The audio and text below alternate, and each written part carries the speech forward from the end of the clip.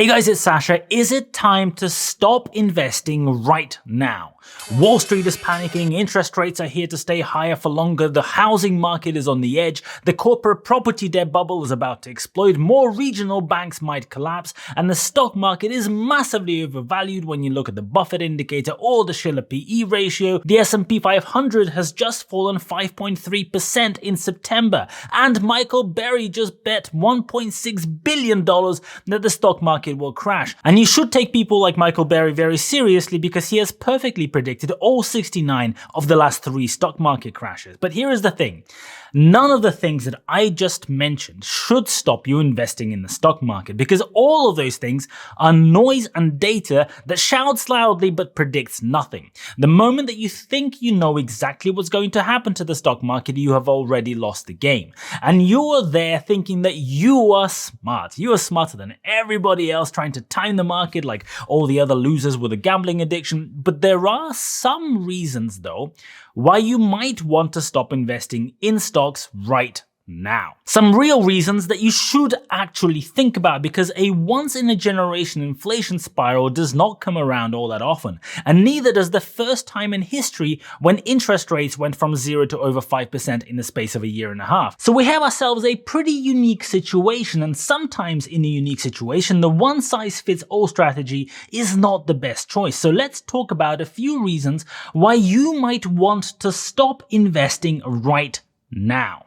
Now, if like me, you don't want to stop investing, all power to you. Go ahead and click that link in my description to open up your Webull account, deposit some money, buy a stock, and you can get 4 free shares worth up to $2,000 each. Thank you, Webull, for sponsoring this video. Now, Webull lets you buy fractional shares starting from just $5. Here, I bought $25 worth of Tesla stock, which got me 1/10 of a share. And if you like data, the Webull app gives you all the data you might want. Just hit this quotes thing down here and you've got charts, so you can make it candlesticks if you like. You can zoom in and out as much as you want. It's super easy. You've got all the news about the companies right in here in the same feed. You can check out what the analysts think, and you can even read the quarterly results and the SEC filings all within the app.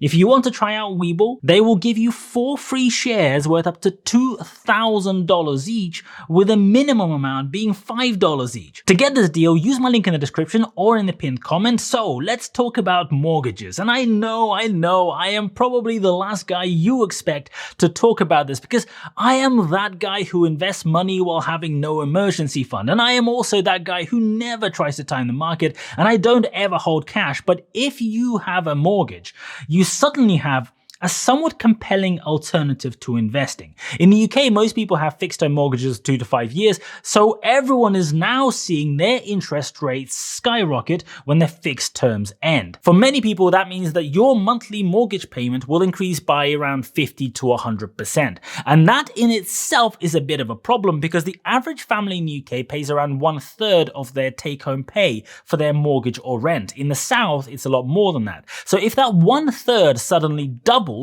it becomes 2/3.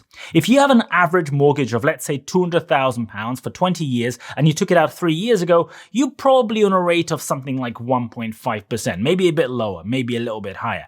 When the fixed rate is up, the standard bank rate, if you do nothing, the standard bank rate is now at 8%. But let's say that you can remortgage. And then let's assume that you can get one of the best rates possible at the moment, which is around 5%.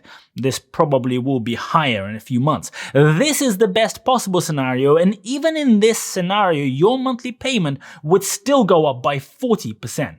So if you're in that position, you're probably not going to do very much investing anyway because your budget is nuked and your finances are completely fucked. But aside from that, if your new mortgage rate is 6 or 7% or whatever, then you have an interesting dilemma. Now, your house is not an investment, but if you have a mortgage, every pound that you pay into your mortgage gets a guaranteed rate of return of 6 or 7%. That's the interest rate, because you will have £1 less costing you that much in interest every month. And yes, the stock market over the long term does get 9 or 10% return on average, which is more. But on average can mean that it will get you nothing and trade sideways for a few years. And maybe all the doom and gloom salesmen are right. And we will have a huge crash next year or the year after or whatever. The money that you're putting into the stock market right now is not guaranteed to make you anything. And right now, it could really go any which way. So you have this dilemma. You can keep sticking your money into the stock market with that 10% average return, which could net plus 30% in a good year if next year is one of them, or it could just as well be minus 30%, or you can stick it in being boring and making mortgage overpayments, and you will get a guaranteed 7% return instead. If you live in the US or your mortgage is not up for renewal for a while, you've got to think, are you likely to need to move, for example, maybe in a year's time? Because if you do have to move, your new mortgage at that point is probably going to be a heck of a lot more expensive. So even if you are on a low rate right now, there is an argument that paying off your mortgage now, despite it being on a low rate, will save you that bucket load of interest whenever your fixed term runs out or when you have to move and get that new mortgage on a much higher rate. And not only will you save on interest, but it might also be the difference between being able to actually afford the new monthly payments in the first place. The obvious downside to paying off your mortgage is that money sitting in your property is illiquid.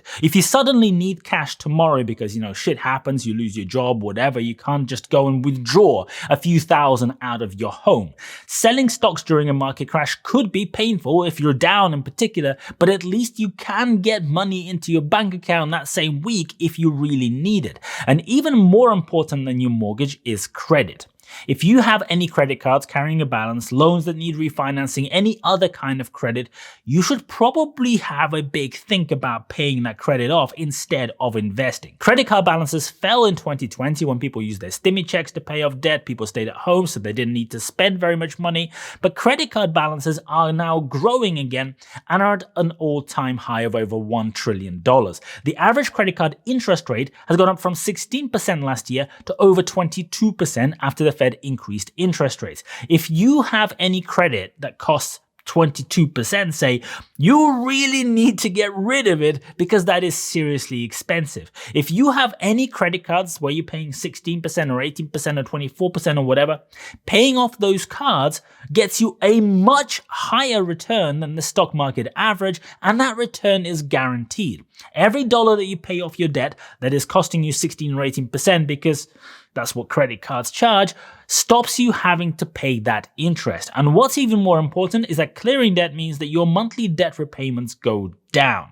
And it has probably never been more important to cut down monthly bills than during the biggest cost of living crisis in a generation. Now, you might be sitting there feeling smug because you have a credit card deal on a 0%, you are smart, you keep shifting those balances around, and you're just going to go and switch it at the end of that 0% to another 0% balance transfer deal. Well, one problem with the economy tanking is that 0% balance transfer deals disappear, and they have been disappearing, and a lot more may disappear soon. You might not be able to go and get one. Nobody cares if you have a bazillion credit score when the economy is crashing. When interest rates go up, so does the cost of funds for credit card companies. When people can't afford to pay their bills, even people who used to be able to easily do it, credit card companies start taking losses and being a lot more careful. So you might be sitting there on a 0% deal today, but you might not be able to refinance it tomorrow and have to pay whatever the standard rate is on your card. And the standard rate on your card is going to be expensive.